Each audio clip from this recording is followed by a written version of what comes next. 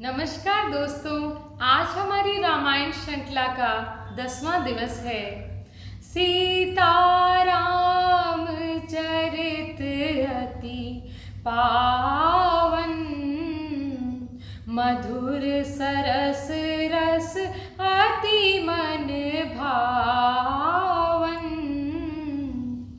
आज हम गीता प्रेस गोरखपुर में जो रामायण दी गई है उसमें कुछ चित्र प्रदर्शित किए गए हैं जिनको पहले देखेंगे, उसके बाद हम रामायण पाठ करेंगे। पहले चित्रों को देखते हैं। तुलसीदास जी का चित्र, जिन्होंने रामायण जैसे ऊंचे ग्रंथ की रचना की है। राम जी का चित्र, जिनके आगे सभी देवता उनकी स्तुति गा रहे हैं और हाथ जोड़कर खड़े हैं। शिव शंकर हैं, ब्रह्मा जी हैं, इंद्र देवता हैं, सभी उनके आगे नतमस्तक हैं। चारों भाइयों के विवाह का मंडप सजा हुआ है और देखिए किस तरह चारों भाई सुशोभित हो रहे हैं। 14 वर्ष के वनवास के लिए जाते हुए राम जी को किस तरीके से केवट अपनी नैया में नदियां पार करवाता है, उसका भी कितना मनोरम दृश्य है। सभी जातिगत भेदभावों को मिटाते हुए राम जी शबरी की कुटिया में पहुंचते हैं और जूठे मीठे फल चक्कर खाते हैं। अब आती है राम भक्त हनुमान की बारी, जिसने सागर पे पानी पर पत्थरों को राम नाम लिखकर तिराया था और माता सीता का पता लगाया था। 14 वर्ष पूर्ण करने के बाद में गुरु जी राम जी का अभिषेक करते हैं, राज्याभिषेक करते हैं। साथ में सीता माता विराजमान है, चरणों में हनुमान जी हैं, वे चारों भाई खड़े हैं। वे अयोध्या की जनता बहुत खुश है। यही प्रकार बल मन ही देखाई, करे हरि रघुपति कथा सुहाई। व्यास आदि कवि पुंगव नाना, जिन सादर हरि सुजस बखाना। इस प्रकार मन को बल दिखाकर मैं श्री राम जी की सुहावनी कथा की रचना करूंगा। व्यास आदि जो अनेकों श्रेष्ठ कवि हो गए हैं, जिन्होंने बड़े आदर से हरि का सुयश वर्णन किया है। चरण कमल बंदे तिन केरे, पुरवहु सकल मनोरथ मेरे। कलि के कवि न करऊ परनामा, जिन बरने रघुपति गुण ग्रामा।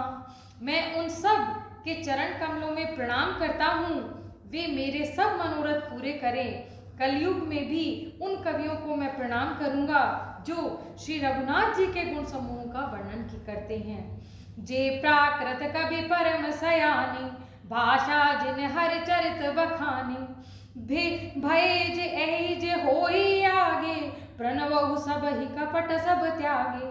जो बड़े बुद्धिमान प्राकृत कवि हैं, जिन्होंने भाषा में हरि चरित्रों का वर्णन किया है।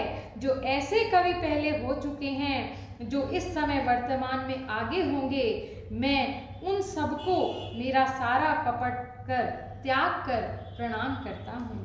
हो प्रसन्न देहु बरदानु, साधु समाज भनित सन्मानु। जो प्रबंध बुध नैया धरही, जो समगादि बाल कवि करही।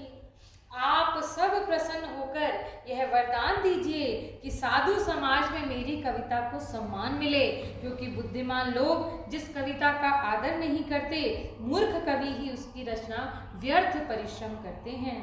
कीरति भनित भूति भली सोई, सुर सरि सम सब कह हित होई।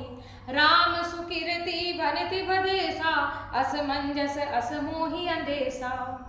कीर्ति, कविता और संपत्ति वही उत्तम है जो गंगा जी की तरह हित करने वाली हो। जय श्री राम। श्री रामचंद्र जी की कीर्ति तो बड़ी ही सुंदर है, परंतु मेरी कविता बड़ी भद्दी है। यह असामंजस्य है, इसी की तो मुझे चिंता है। तुमरी कृपा सुलभ सो मोरे, सियनि सुहावनी टाट पटोरे। परंतु हे कवियों, आपकी कृपा से यह मेरे लिए सुलभ हो गई है। रेशम की सिलाई टाट पर भी सुहावनी लगती है। जय श्री राम। सरल कवित की रति विमल, सोई आदरी सुजान। सहज वयर बिसराई रिपु, जो सुनि करहि बखान। चतुर पुरुष उसी कविता का आदर करते हैं जो सरल हो, जिसमें निर्मल चरित्र का वर्णन हो तथा जिसे सुनकर शत्रु भी स्वाभाविक वैर को भूलकर उसकी सराहना करने लगते हैं। सो न होई बिनु बिमल मति, मोहि मति बलि अति थोर, करहु कृपा हरि जस कहु, पुनि पुनि करहु निहोर। ऐसी कविता बिना निर्मल बुद्धि के होती नहीं है, जो मेरी बुद्धि का बल बहुत ही थोड़ा है, इसलिए बार बार बार बार हे कवियों आप कृपा करें जिससे मुझे हरि यश का वर्णन कर सकूं। जय श्री राम।